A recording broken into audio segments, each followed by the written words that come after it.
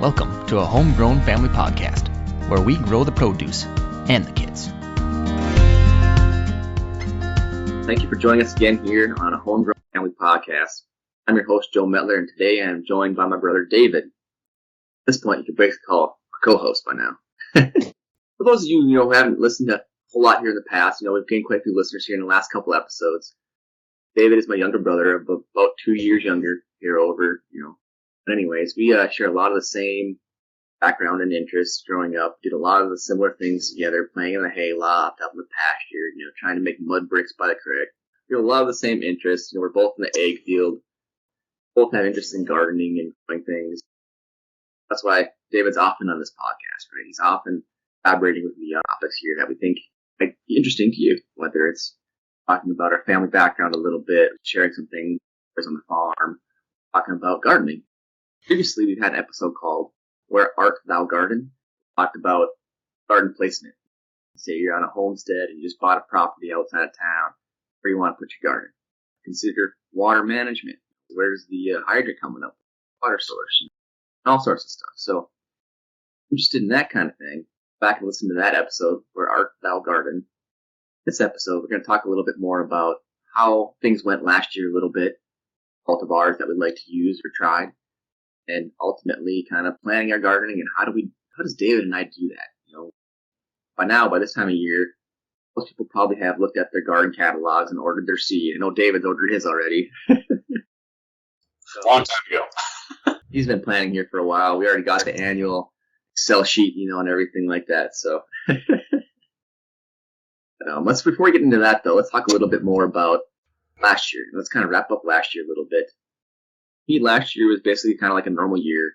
In my standard, I had a couple peppers, plants. I had a couple cucumber plants, something that grows easily. I get fruit off of all the time or vegetables off of all the time. I did some peas this year. That's not an every year thing, but peas, and daughter loved just walking out to the garden. I'm like, hey, you want some peas? Yeah, barely ever made it to the house because I didn't grow that many. Just to remind everybody, too, I live in town. All I have is some raised garden beds. I don't have a lot of square footage, but I do like to pack it in as much as possible. I also try to grow some new things every year or try something different every year. This year, I only grew one type of Sweet pepper. That was to be able to use the seed from that pepper to be able to plant it the next couple of years. That pepper was a lipstick sweet pepper. And I've had some pretty good success with that last year and a couple of years prior. It's one of the few sweet peppers that actually get full maturity. This is my zone 3/zone 4. Some areas just south of me, but it's actually kind of meaty like a bell pepper. It's pretty similar. Matures a lot faster than the bell peppers you can get in the stores. It's a little bit smaller than your bell peppers that you can tend to buy, but to me it's like, 10 to 15 peppers a plant, and they're actually pretty decent size. If the recipe calls for one bell pepper, I usually just grab 2 stick peppers and go.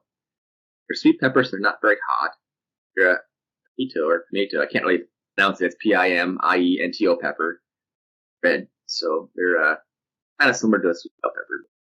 Fun fact about that pepper, though, is that style or kind of pepper is the primary ingredients of paprika, your spice. So I learned that the other day when I was kind of looking up some of these different little things to go with this podcast. Kind of cool.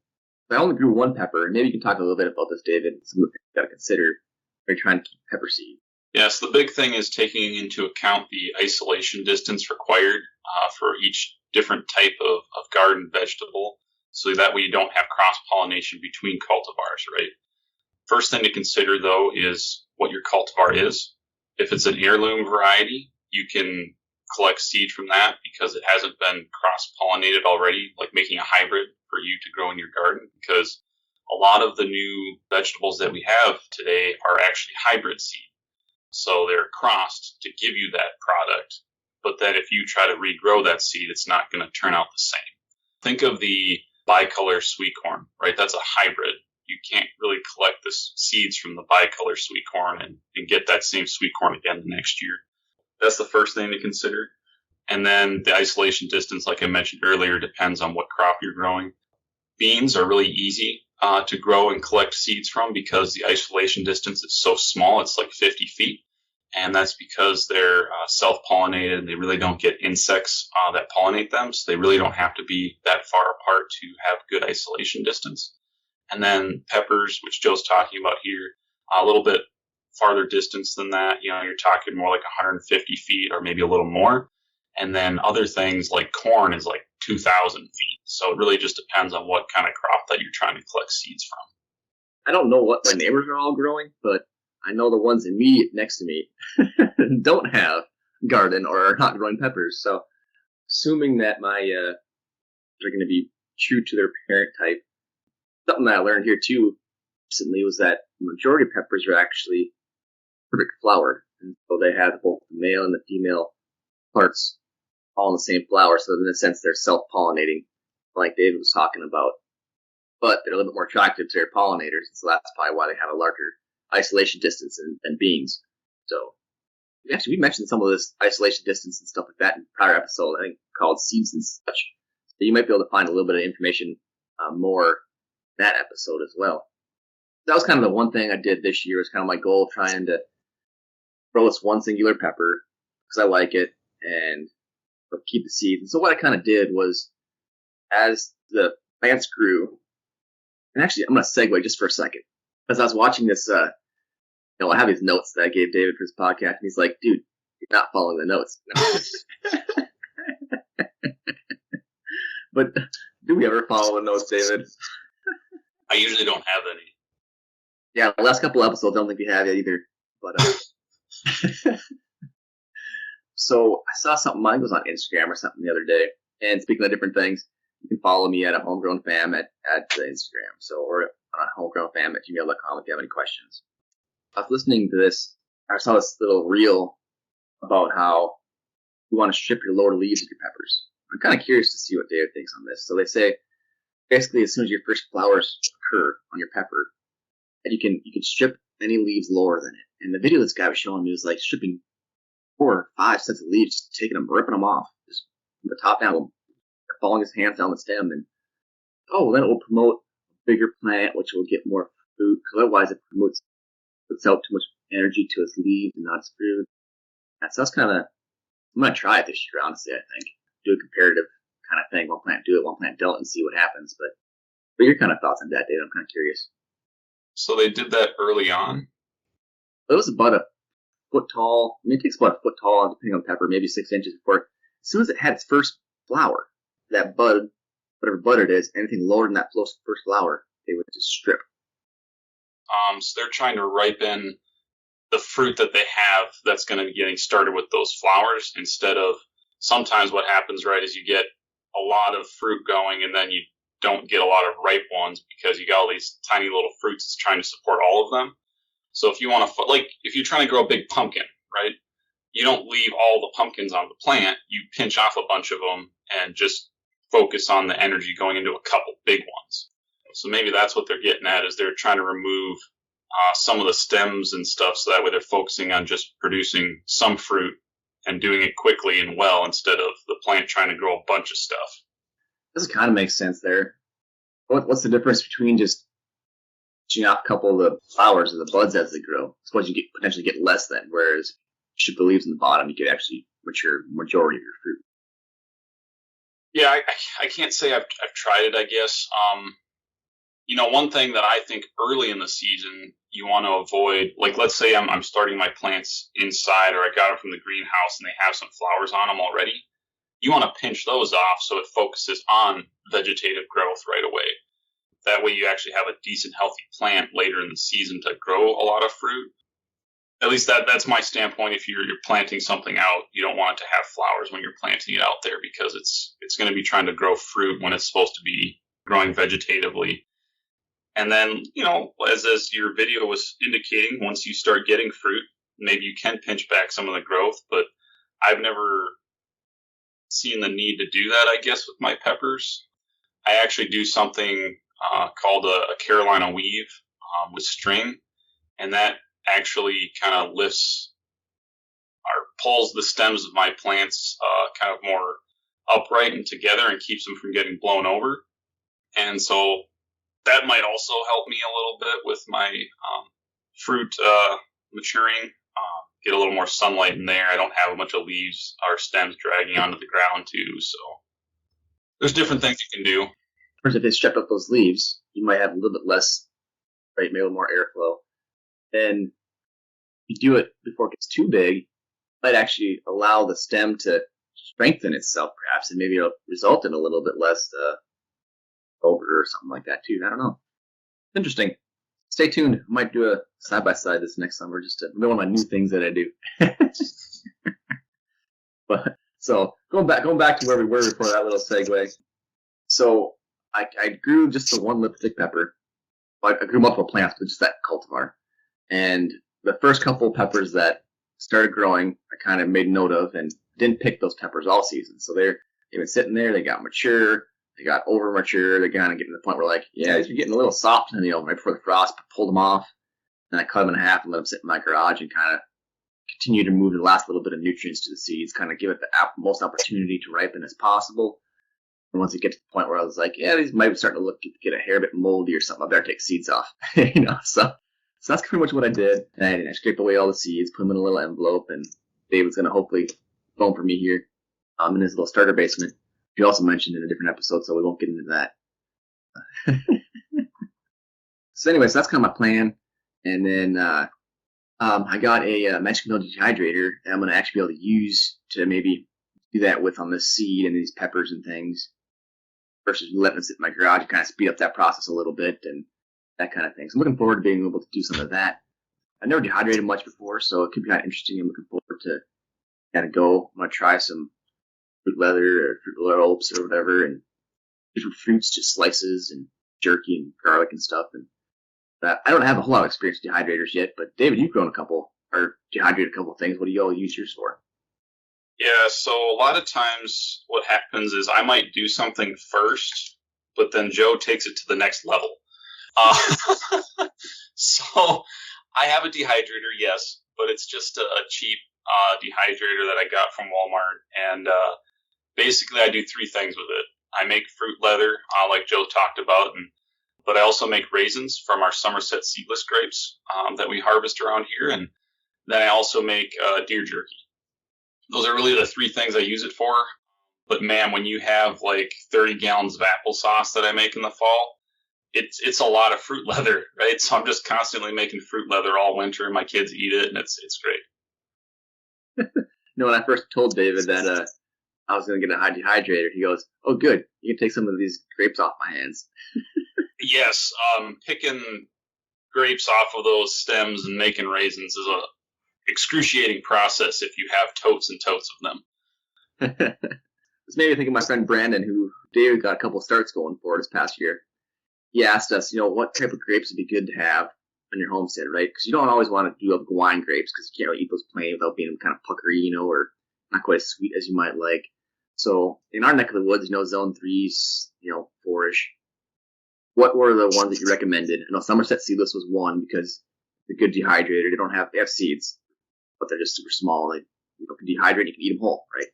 What was a couple other cultivars that you suggest that people could get into if they just wanted a handful of grapes in their yard? Yeah, so King of the North is a very vigorous, very cold hardy variety, and that's really good for making jelly, juice, fresh eating. Bluebell is another good one. Again, that one's good for jelly, fresh eating, and it's got a little different flavor to it, really nice big fruit. And then if you're looking for a white, K-Gray is a white variety that you could eat plain. And then those all have pretty good disease tolerance. There's a lot of foliar diseases that grapes can get, but I know like Valiant tastes really good in a juice. But the grapes are smaller as far as fresh eating, and then we also had issues with some foliar diseases. So if you're not going to spray, I wouldn't suggest growing Valiant. But King of the North is a good minimal maintenance. I'm going to make jelly and eat some. That'd be a good one. And same with Bluebell. Awesome. Thanks for that little info there, Dave. So kind of keep it on the pepper train here a little bit. One other thing, we're really dragging this out, aren't we? Say the pepper train, yeah, right. But I actually got some dried pepper flakes from a coworker / friend of mine. So I asked her, "Hey, am I able to grow these peppers that are they're full of seeds in this, pepper shaker, a spice shaker that she gave me full of crushed pepper flakes. Like, can I actually grow these? She's like, yeah, they're perfect flower. And as far as I know, there wasn't any peppers grown nearby. And I'm like, oh, sweet. And how hot are they? Oh, they're a little more spicy than your sweet pepper. I'm like, okay. Well, I looked up what she told me they were, and there was an Aji pepper, A-J-I pepper type. It's not, I don't know the exact cultivar. She didn't really share that information, but it's an Aji type pepper, chili pepper. And I looked it up quickly, and it's like usually hotter than a jalapeno, and kind of gave the flakes a sniff, and I'm like, oh yeah, they smell a little bit hotter. So I know I was given a Aji pepper, and as far as I know, it's pure to the parent and everything.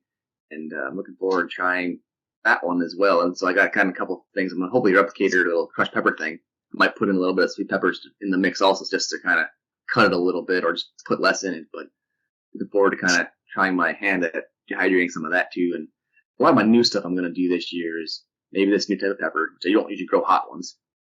And then will be like the dehydrating after. Probably going to do a couple herbs because I got this dehydrator now. I can dry them up, a little bit and try that. So I'm going to try to do a little bit more of that kind of thing and vision of post-harvest hydrating. So looking forward to that. David said he's going to get a bunch of garlic going for me, or had a bunch of garlic going for me already, so I can make some garlic powder too. But see how that goes. But what kind of new things do you plan on doing this year, David? Yeah, so as we've kind of talked about before, my gardening situation is a little different than Joe's. I just grow on the ground, and I've got probably over 5,000 square feet of garden space that I'm growing vegetables.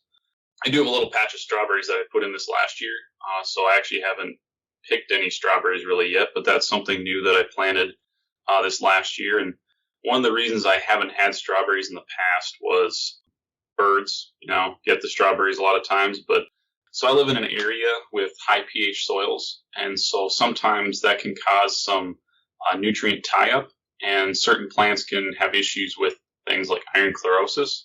And so a lot of my plants, like strawberry, plum, apple tree, in some years they have issues with iron chlorosis in my high pH soils as well. So I'm going to try those, and I might have to put some fertilizer on during the season to help address that. But I think it's worth it. The kids are old enough now that they kind of enjoy going out and picking things in the garden, and I have a good time doing that. Other things that went well this year, we had a Honeydew that we tried, a cultivar called a model melon. And I had people try that don't typically like Honeydew, and they loved it. Like, they were coming back for more. So it was really good. And I'm not normally prefer Honeydew over cantaloupe either, but this Honeydew was that good that, like, it was better than some of the cantaloupe. So that was a really good success. And then I also tried a new cucumber called Marketmore 76. Again, new to me, not like a new cucumber. It's been around for a while, but it's great fresh eating cucumber. And I gave some to the neighbors who eat a lot of cucumbers, and they were asking me what cultivar it was because they wanted to grow it next year. So again, that one turned out really good. Question for you on those cucumbers. For me, it's like sometimes you get something that hide on you and they get big, right? Mm-hmm. Does that one still get like the big seeds in the middle? If I could find a cultivar of that didn't have big seeds in the middle when they got bigger, I'd be like, yeah, let's do that one. Yeah, so I mean, that's going to happen, I think, to you almost no matter what cultivar. Yeah, I'm just checking. You never know, man.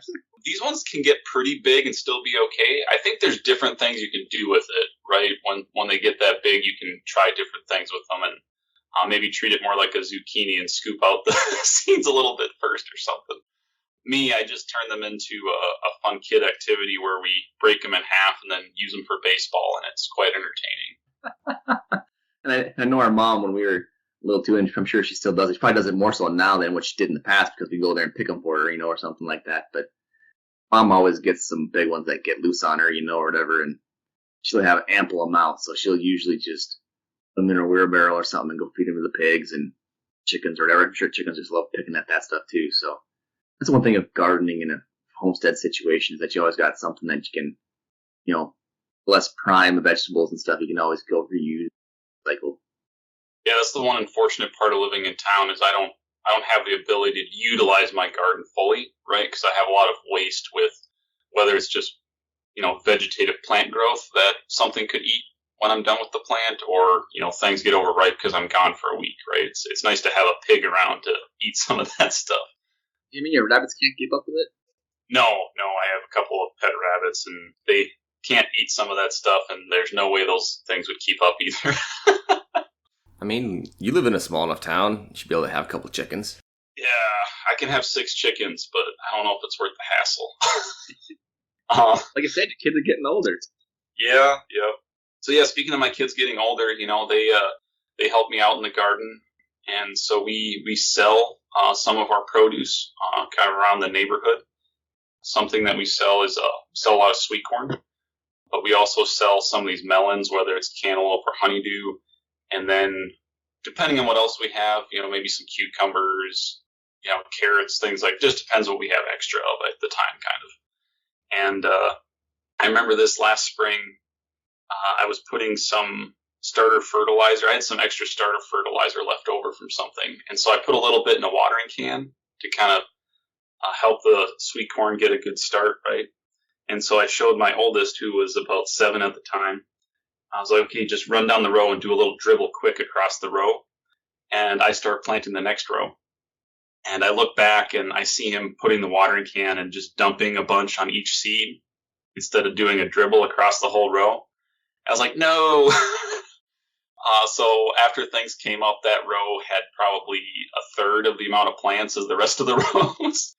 Because, starter has fertilizer in it, and sometimes the salts that are in starter fertilizer can actually kill your seed when it tries to start growing. And he was just dumping salt right on top of the seed. Yeah, if you get too much nitrogen, too, on the right in the beginning there, it'll usually like an ammonium salt, the nitrogen salt, it'll can burn it off right away if you get too much, too close. Yeah, so, I got my kids helping me, which is awesome, right? But mistakes will be made, and that's just part of the learning process. But, so they're learning to work out in the garden, and if they help me out a lot and do some of the work, then I split some of the profits with them, right? It's a good incentive to get outside and to learn about gardening. I guess a couple other cultivars that turned out really well for me was that Jade bush bean, great standard for me. And then Solyndra red beet grew really well. I really liked those. Some of those were just huge and weren't woody. They were just really nice. And then the garlic went crazy this year, too. I think I probably had almost 300 heads of garlic. And like Joe mentioned already, I planted a bunch again this fall. And we're going to try to do some garlic powder. So. Yeah, so what garlic's your favorite so far? I don't know if I've decided on a favorite between these. Although I hate peeling the tiny little cloves. Yeah. So I like the bigger ones, like a Northern White or a German Porcelain. Those ones are ones that I have that I think I kind of prefer, just because they're bigger cloves and I don't have to do so much peeling. Yeah. Those are probably the easier ones to hydrate too, because I'm going to be peeling a lot. Yeah, right. So the other one I have is that Chestnut Red. It's got the smaller cloves. But it's good to have a variety, I think, of different cultivars. Yeah, I think I've tried what I hear, and you can catch us on a different episode previously also, Garlic Michelle, is the title episode there. She talks a little bit more about these different types and which one might have more flavor and things like that too. I remember her saying that Chinook Red does tend to have more flavor than some of the German Porcelain types, but I don't know if I can really tell too much, but I know that's definitely more flavorful than store-bought garlic. Oh, they all are, yeah. Recipe calls for like 2 cloves or garlic, and I'm like, Nora, I'll put 2 big ones in there because yeah, it's usually not too much because Nora and I really like garlic. So those are some of the different ones or cultivars that you've had success with or really liked. What are some things that maybe didn't turn out quite so well in the garden this past year? Yeah, so I live in an area where I have some squash vine borer. And for those who don't know what that is, it's a very interesting looking moth, and it will lay eggs in the stem of your vine for some of your squash, pumpkins, those type of plants. And the maggots will hatch and basically chew up the inside of the vine and prevent it from getting water and nutrients to the rest of the vine. That's something that I never had growing up. We didn't have that around. And so one thing this year, I tried growing giant pumpkins because my kids wanted to have giant pumpkins, and the squash vine borer kind of wrecked that a little bit. They got a little bit of size to them, but then the squash vine borer set in, and they kind of stalled out growth, and that's, unfortunate. So I grow a butternut squash because butternut squash are actually tolerant to the squash vine borer. I think it's one of the few squash that are. So if you live in an area that you deal with those, butternut squash is your friend. As far as other things, things turned out pretty good. I did have some powdery mildew on my peas later on in the season. So that was, not great. But then I also tried a turquoise hoppy corn. It's an old heirloom variety that you could make into like cornmeal or corn flour to make cornmeal and stuff. So, I like trying new things every year, right? So that was one thing I was going to try. It looked really nice. We had a really wet year for our area, and it did not have the disease tolerance that a lot of newer varieties have. And so it just did not grow well. I don't know what all the diseases it had, but it had a lot. And I did not get a lot of yield out of that compared to like the glass gem corn, which is a pretty new decorative corn variety that's out there. I think it's pretty popular. That one grew just fine right next to it.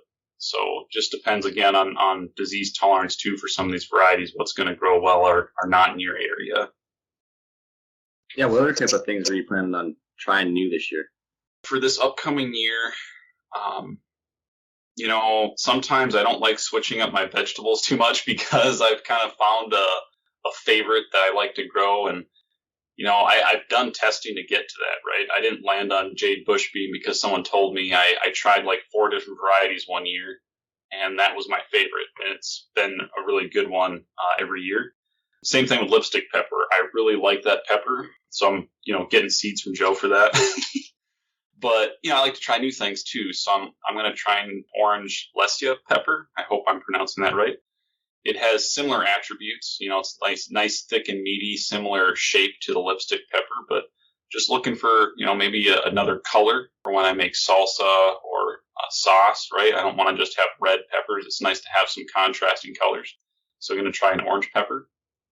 And then I'm going to try another tomato called a Korean long. And that's a nice, thick, larger tomato. If you're looking at small aromas, but you want something larger, a little meatier, I'm going to try that one. I'm kind of comparing that to a Hungarian heart pepper that we've grown in the past. I wasn't super happy with the disease tolerance of the Hungarian heart in my garden, but I know Mom and Liz really liked that one. So I'm kind of doing a little trial where those guys are all going to grow one of these Korean longs next to their Hungarian heart. And so we're going to have a little trial study going on across 3 or 4 different gardens. And then going to try some bok choy this year. Grown celery in the past, and that's gone really well. But I know Joe has grown bok choy before, so there's this variety called Snow White that we're going to try. So I'm excited to do that. I make a lot of stir fry, and apparently it's good for that. And then I'm going to try a few more melons also this year. There's one called Sweet Passion, and then I've got an orange-fleshed honeydew. And there's 1 or 2 more. I'm going to grow like 6 different kinds of melons this year. Which is kind of nice because my raised garden beds I have in town, I don't have room for viney things other than cucumbers. I know one thing as you were talking there reminded me of some of my failures in the garden this year because I was like, I don't think I have any. No, I did plant like 3 or 4 fennel plants, which is kind of like that black licorice type of plant, and it came out really strong, really good for like the first foot, and then they just got to be like 3 feet tall, started heading out, and they didn't really get any mass to their, I kind of call it a above ground bulb, structure that you're supposed to be part you pretty much eat, right? You can eat like the offshoot branches and stuff and cut them up too, and things. You get them at the right time of year, but I was kind of waiting. Oh, they're going to bulk up, they're going to bulk up, they're going to bulk up, and they just never did. So it was all woody, and I basically wasted 10 square feet in my garden bed for them things. But I think the main reason those didn't do well because my garden beds are pretty heavily full of nitrogen from all the compost I put there when I established my garden beds. So I think the nitrogen just pushed them to grow big, grow fast, and not bulk up, is my guess. That and then the red Chinese radish. I tried growing that a couple years. I can't ever get that thing to do anything more than just bolt. I don't know, a friend of mine told me that they're really good and have never gotten to really grow. That's kind of something that I like. Like I like to grow the radishes. Like bok choy would be another good example of vegetables that mature in like 40, 50 days, right? Something super short that you can kind of plant right next to something like your broccolis, and then basically harvest your radish first, and then your broccoli will finally overshadow where your radishes were. Leave more space for those bigger, larger, slower growing vegetables, and so you kind of get to double dip in the space essentially. Especially when we're smaller raised garden beds, you like to try to overlap some of those spaces and some of those growing timings a little bit with some of that type of stuff. So I don't know, you probably do some similar stuff, Dave, where you kind of grow things in that fashion, I imagine. Yeah, so it's not as critical for me with the more amount of space that I have, but I do the same thing because I grow all these viney plants. So I'll grow maybe a few rows of garlic in between hills of where I'm going to put vines in the spring. And then by the time the vines get to that point, I can harvest my garlic, or maybe it's some early potatoes, or maybe it's, like lettuce or something like that, like you said, next to broccoli or cabbage or something. Hey, have you ever tried sweet potatoes?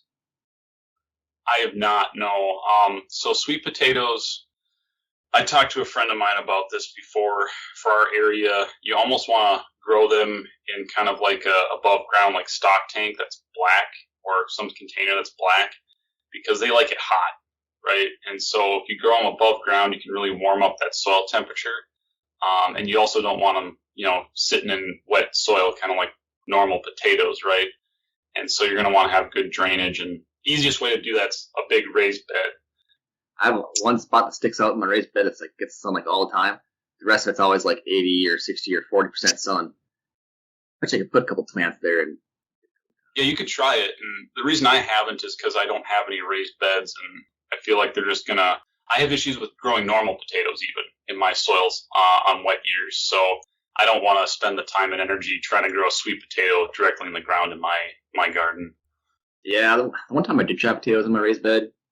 By the time the bed thaws out from all the ice that occurred over the winter, I get a slow start, and so I feel like even the potatoes didn't really mature very quickly. Sweet potatoes might be one of those things that take a bit longer to mature as well.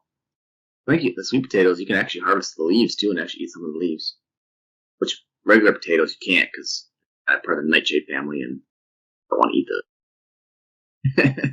No.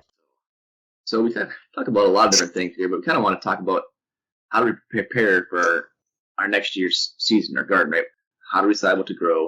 Or is there anything you do to prepare your soil prior to the following year? People will mulch things, in the fall, let them get frozen over so that way they kind of degrade and kind of mix them in the spring. There's some different soil preparation things you can do.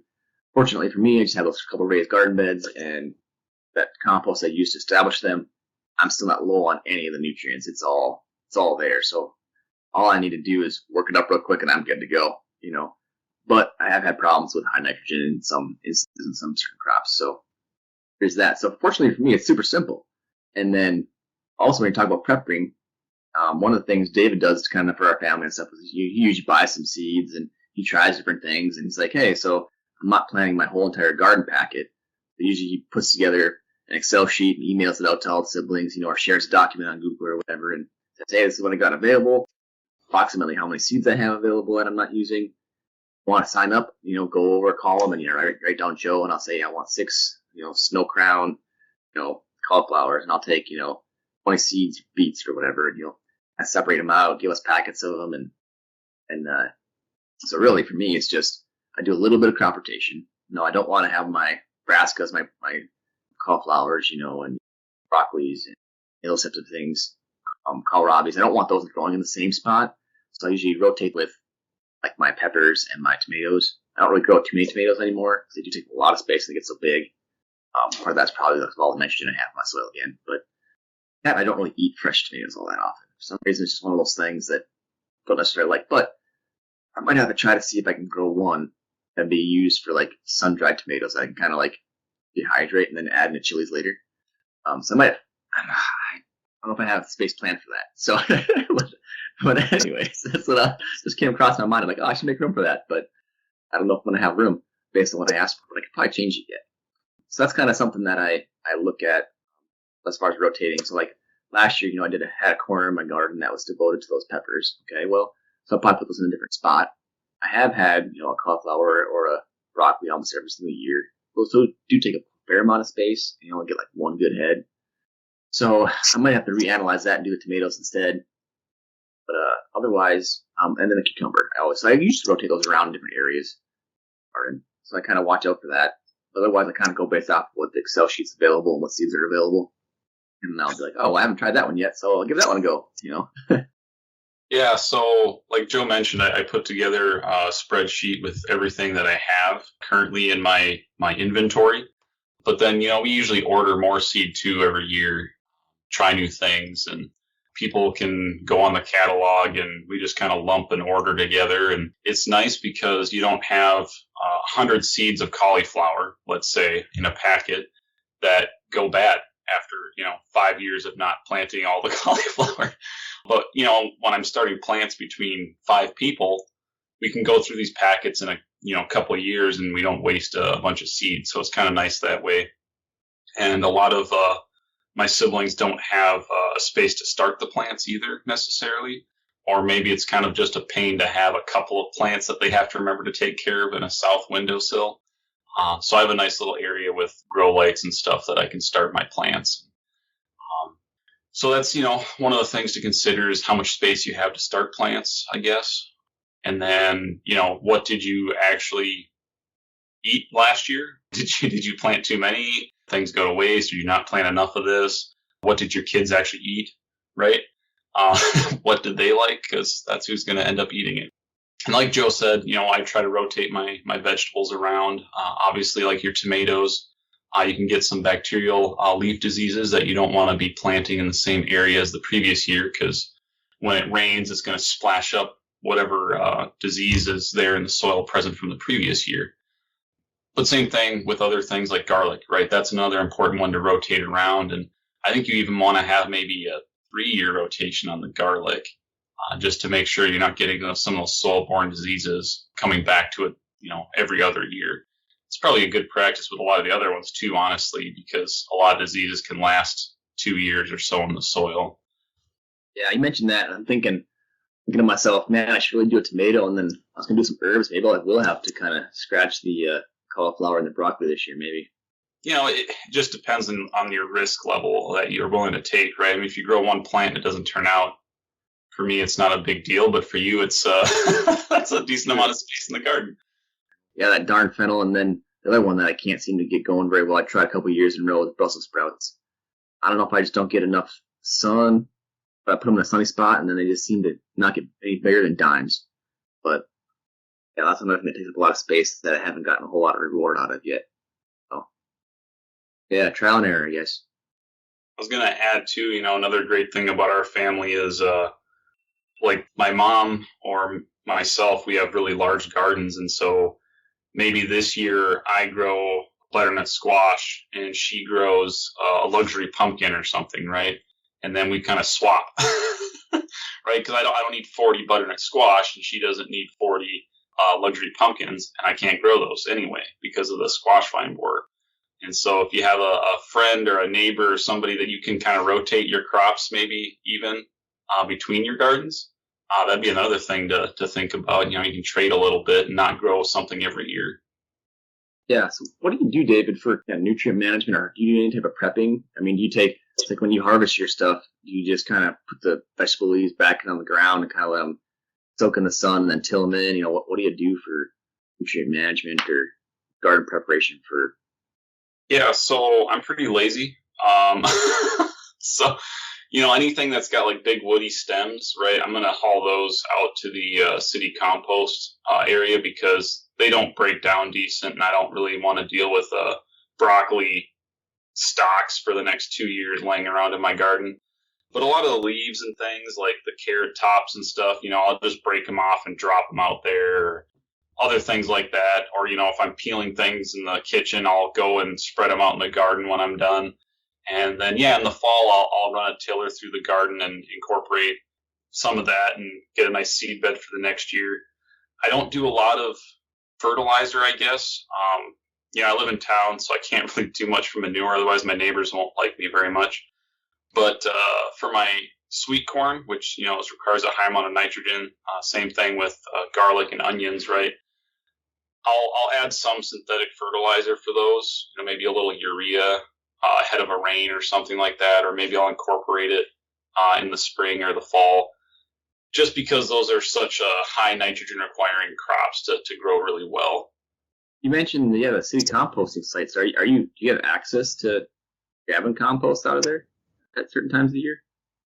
Yeah, so I think we could.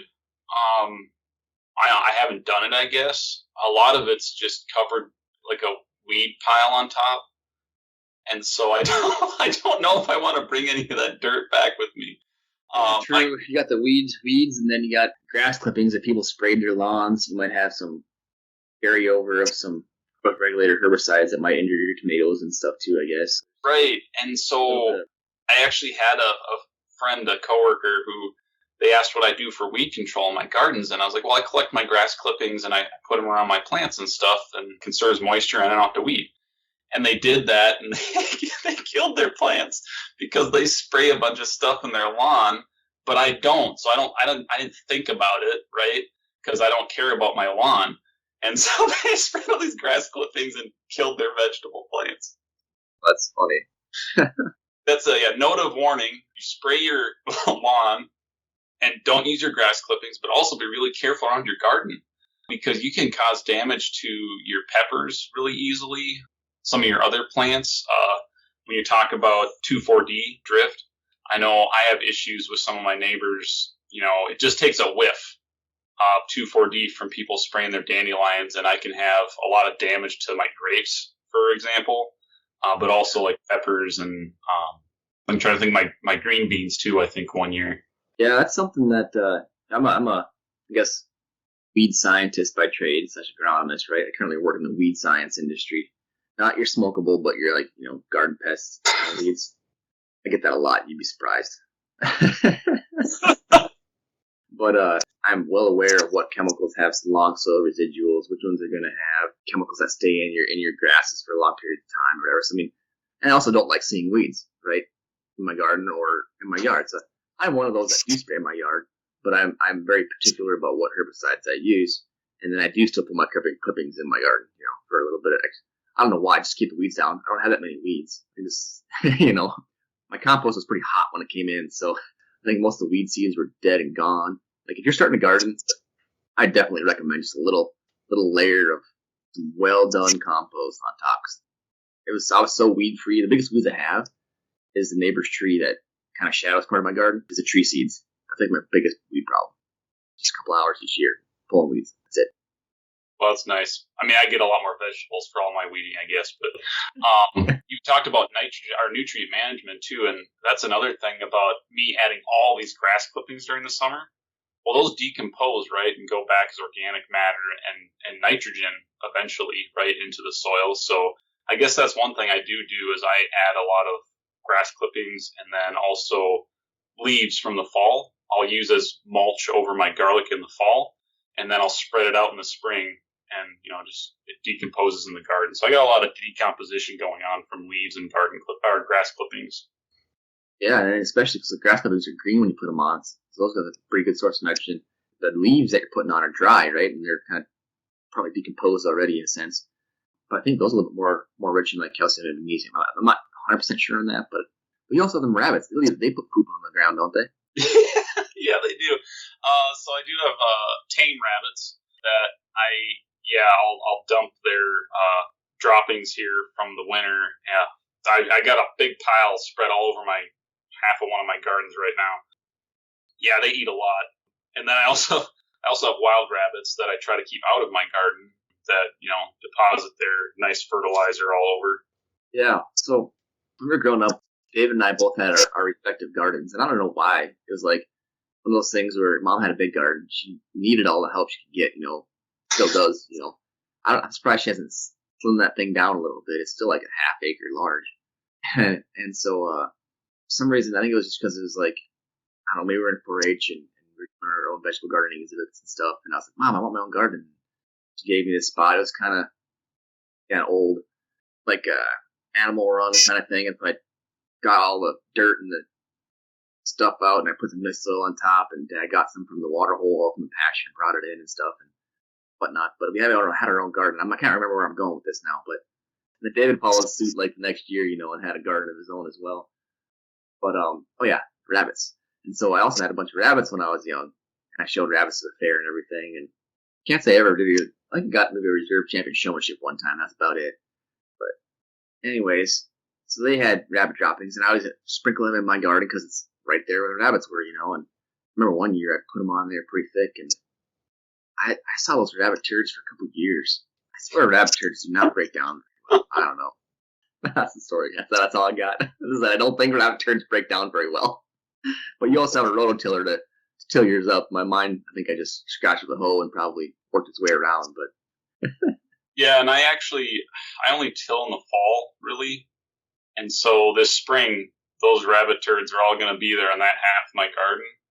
But I'm just going to grow some viney stuff for the most part over there, so I'm not too worried about getting it incorporated and stuff. Maybe I'll turn it over a little bit with a shovel or something. Yeah, I never talking like animal manures and stuff too. A lot of the folks here at homesteads and stuff have, those 6 chickens and poultry. They're pretty high nitrogen fertilizers. The rabbits are really nice because they're not like fresh manure like cows, right?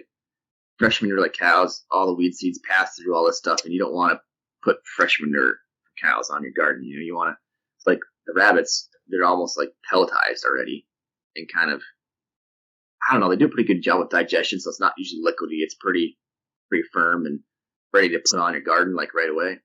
But the other thing there too, right, is that rabbits aren't generally eating weed seeds like cows might be, and so you don't have to compost it to heat up and kill off the weed seeds. The rabbit stuff, it's ready to go. Right, and then with chickens, they have those gizzards that grind up a lot of those weed seeds too, so usually you're not worried about that too much either, for fertilizers. So, yeah. No, anything else, Dave, that you can think of that tend to do on an annual basis? I mean, I've seen on the Instagram and stuff like that, you see all these things like these seed planners, seed calendars and stuff, and that's something that we're going to talk about yet. And how you can, you want to make sure you plant this time of year, so you harvest this time of year, so that you can organize yourself. Mm-hmm. My garden's not big enough, I don't need to worry about it. I'm not doing a CSA, I don't need to worry about it. So I don't invest in that type of software or anything like that. But David, being that he starts all of our plants, for zone 3/zone 4 in his basement, he's got to kind of know, when should I start these plants? When should I start these plants? Because if he starts his, broccolis and his cabbages too early, you're going to get rip bound in his little starter containers, So, yeah, if you're able to talk a little bit more about the timing and when people should be planting and starting their starts inside. Yeah, so I used to start too early. I still think you should start your peppers earlier, but that's just me. No, yeah, okay, yeah. Joe likes his plants big, but, I got to have space for all of them, too. So, yeah, I've learned a little bit from just trial and error over the last few years, and unfortunately, I start too early, and then your broccoli or tomatoes and things just get too big, right? I don't have a south window, so everything's under grow lights, and that's one thing people have to consider is how strong of a light source do they have? Because if you don't have a very good light source, like a really strong south window or a good lighting system, your plants can get leggy and kind of spindly on you faster. I have a good system, so I could start mine early, but if you don't have a good area to start them, you might want to start later because you might just end up having to restart your plants if you don't have a good way to start them and they are in your house too long. So for me, I start planting my flowers, celery, things like that, kind of mid-March, and then I'll start my peppers shortly after that. So really kind of still around that mid-March, maybe third week of March. And then I'll start things like maybe Brussels sprouts or eggplant. Those kind of take a little bit of time too, maybe the third week of March. And then beginning of April, I'm starting things like cabbage, broccoli, maybe the cauliflower, those kind of plants, or maybe some of my other flowers, right? A lot of these packets will tell you kind of how many weeks to generally plant them inside ahead of being able to plant outside. And one of the last things I plant is my tomatoes, kind of usually around the first week of April, because those things they get way too big if you start them early. Now, they have the most forgiveness if you start them early, right? Because you can actually bury the stems pretty good, right? You can bury those and they'll grow roots. Other things like your peppers, you can't bury those because you're going to just damage them or potentially kill them if you bury the stem into the ground. But the tomatoes will actually grow the adventitious roots from those different nodes, so you can do that with those. So, yeah, my suggestion, just don't start too early. And the packets generally have pretty good suggestions on when to start. And for me, I've kind of dialed it back a little bit from when they say and make it even shorter, actually. You can probably Google the average last frost date for your area. So whether it's April 20th or May 15th, whatever the last chance of frost basically is, so you can take your seed packets and kind of work from there. So I'm assuming that you're planting like May 1. I might actually be kind of more mid-May. I mean, because I'll be planting peas and things like that, like your frost-tolerant plants maybe in the beginning of May, but generally speaking, I'm probably not putting out like my tomatoes or peppers until mid-May. You're starting from your first plants March 1, middle of March. You're looking at about 2-month window inside. Mm-hmm. For them to get started and get large enough to transplant. So hopefully it tells you that time frame on those seed packets, like you said. But in general, you could probably think of about 2 months prior to when your last frost date is. Starting your slow season stuff like David mentioned, and then about that month and a half to a month prior, finally starting your last little bit of stuff to do that. So a good rule of thumb. Yeah. Yep. So yeah, I hope you guys all enjoyed this episode, kind of talking a little bit about soil prepping and all that type of stuff, and getting the garden going, kind of what we did last year. This is something that we could probably talk about, every single year, but eventually you guys will probably get tired of it. But if you have any questions or you heard one of the cultivars, and you're like, oh crap, I don't want to go back and listen to it again, shoot me an email, at homegrownfam@gmail.com, and I can let you know some of those cultivars that we enjoy and things like that. You can definitely respond to those. And then you can follow me at @homegrownfam on the Instagram to kind of, see some of my progressions of my dehydrating foods and how that's been working out for me. Keep an eye out for an episode on dehydrating, my first experiences or something like that, coming up pretty soon here as well. Otherwise, feel free to please do rate the podcast, leave a comment. I had a couple comments here recently, actually, that were pretty neat. I haven't prepared to read off or anything like that, but, it's definitely encouraging to hear, hey, thanks for this podcast. It encourages me to grow more or, deepen my relationship with my family or something like that. Part of the reason I do all these episodes too is to interact with David and kind of have conversations that we would probably normally have, but also get it on paper per se, and maybe cousins or nephews or nieces and stuff will one day look at this like, oh yeah, Dad was talking about me picking corn and I messed with the fertilizer or whatever, Hoping to get my grandparents back on here pretty soon and get some of that old information, out there too for some of my siblings as well. And hopefully, hoping this year too to also get maple tree tapping syrup episode. My grandpa did that, and my dad doing a little bit of that. So hopefully get the three of them here on another episode too. That'd be kind of fun to get on here. But yeah. Anyways, hope you all order your seeds and have a good time with it. Don't be afraid to try something new. Try a couple things comparatively, plant two different types of tomatoes side by side, see which one grows best in your area, and get things go. So anyways, thanks David for having me again this morning. Yeah. Hey, potatoes aren't even up yet. We get a couple minutes to ourselves. They're not many. It's coming.